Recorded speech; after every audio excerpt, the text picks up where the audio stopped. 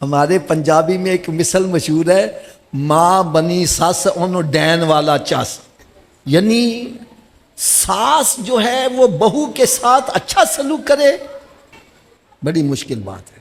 اور اگر مجھ سے پوچھو تو میں کہوں گا بھائی سچی بات یہ ہے، یہ جو بیاہ کے لائے ہونا یہی تیری بیٹی ہے، جو تیری حقیقی بیٹی ہے وہ تو پرایا دھن ہے، وہ چلا جائے گا، اس نے تیرے پاس رہنا ہے۔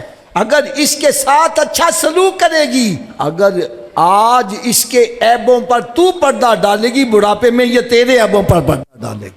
ہم بہو کو ٹکنے نہیں دیتے، جو بھی آئے میری تے بہو ہے ہی بڑی پیڑی ہے، ایک تے ستی بڑی لیٹ نہ لڑ دیئے، ایک جدوں نہیں آئی ہے کہ آج نوزت ہی پہ گئی ہے۔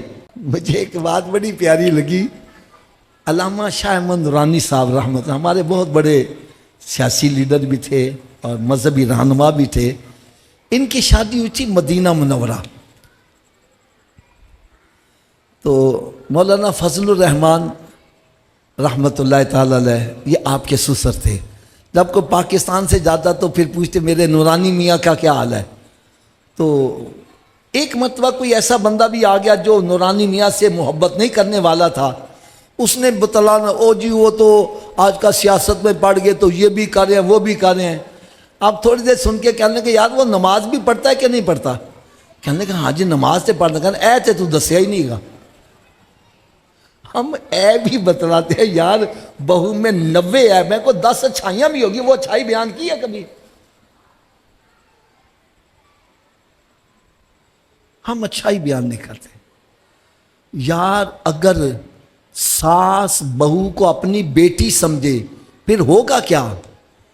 بیٹی سے غلطی ہو جائے، ماں پردہ ڈالتی ہے کہ نشر کرتی ہے؟ مجھے بولو، آج بہو کے عیبوں پر تو پردہ ڈال، بڑھاپے میں تیرے بڑھاپے پر یہ پردہ ڈالے گی یار۔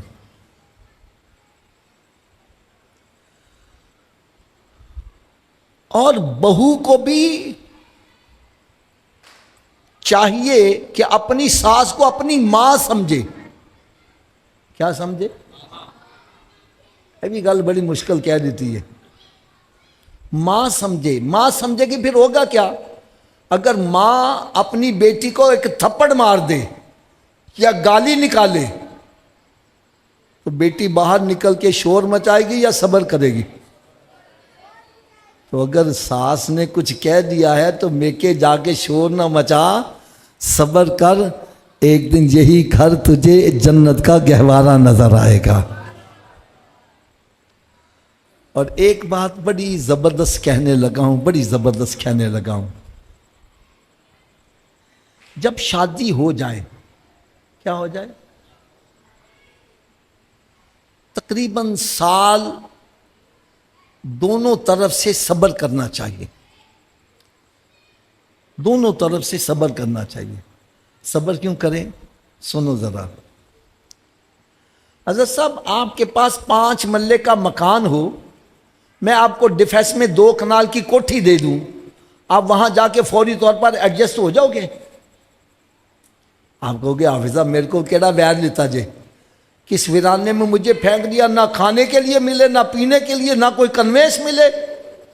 اور جب کوئی سال 2 سال گزر جائیں گے پھر آپ کو یہ گاؤں اچھا نہیں لگے گا، آپ کو وہی اچھا لگے گا، آپ کہیں گے یار اتنے پتہ نہیں کہ میں زندہ رہنے سا۔ صحیح بات ہے کہ غلط ہے؟ میں نے حضرت صاحب کو صرف مکان تبدیل کیا، صرف مکان چھوٹا لے کے بڑا دے دیا، لیکن ان کو بھی ایڈجسٹ ہونے میں کچھ تو یار جس کو تو بیاہ کے لا رہا ہے وہ مکان بھی بدل رہی ہے، خاندان بھی بدل رہی ہے، اس کو بھی ایڈجسٹ ہونے میں کچھ وقت لگے گا، لہٰذا صبر سے کام لینا، بے صبرا نہیں ہونا۔ اگر نہیں سمجھ آئی تو میں آپ کو ایک بڑی پیاری مثال دے دوں۔ ایک بچی کی شادی ایسی جگہ کی گئی جہاں نیچے کھالوں کا گودام تھا، اوپر رہائش تھی۔ جہاں کھالوں کا گودام ہوتا ہے وہاں سے کیا ہوتا ہے؟ اونچی بولو یار، بدبو آتی ہے۔ اب لڑکی نے تو پہلی رات شور مچا دیا، تسی تے پتہ نہیں کیویں زندہ جے، میرا تے دماغ پھٹ جائے گا، اتنی بدبو، میرے ماں باپ نے کس جہنم میں مجھے ڈال دیا، میں تو زندہ رہ ہی نہیں سکتی، میں یہ کروں گی، میں وہ کروں گی۔ وہ گھر والے سمجھدار تھے، وہ صبر کرتے رہے. کیا کرتے رہے؟ اونچی بولو یار.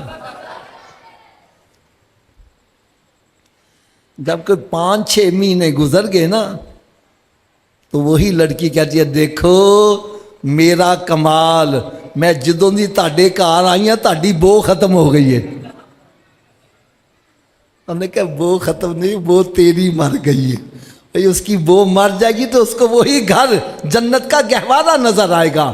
تو خدا را صبر سے کام لینا چاہیے. ہمارے یہاں ہوتا کیا، ہمارے گھر میں نمک کم کھاتے ہیں، شادی کی وہاں نمک زیادہ کھاتے ہیں.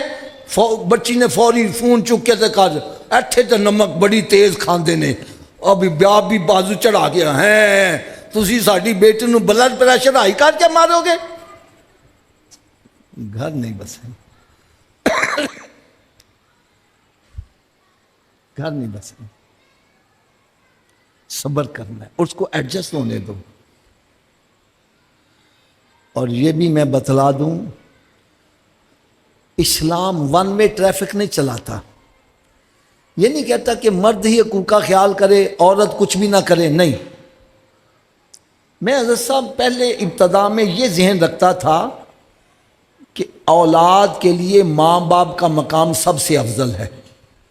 جب میں نے قرآن و حدیث کا مطالعہ کیا تو میرے رونگٹے کھڑے ہو گئے. فرمایا جتنی دیر تک بچی کی شادی نہ ہو اس کے لیے ماں باپ کا مقام سب سے افضل ہے، اور جب شادی ہو جائے تو ماں باپ سے بھی اونچا مقام اس کے شوہر کا بن گیا ہے.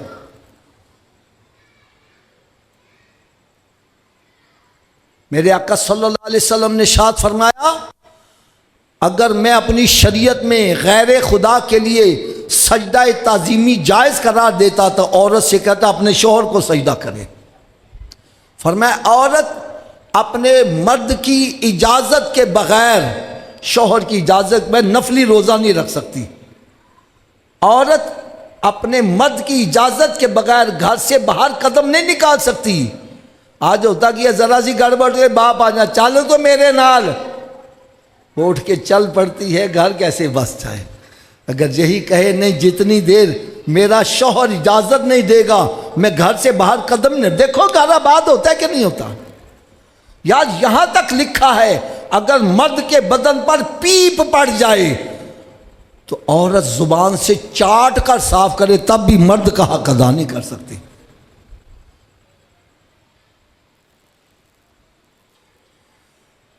خدا نہ اپنے اولاد کو دین کا علم سکھاؤ، دین کا علم سکھاؤ. ہم جو کچھ بھی کر لیں کرم نوازی کس نے کرنی ہے؟ اونچی بولو.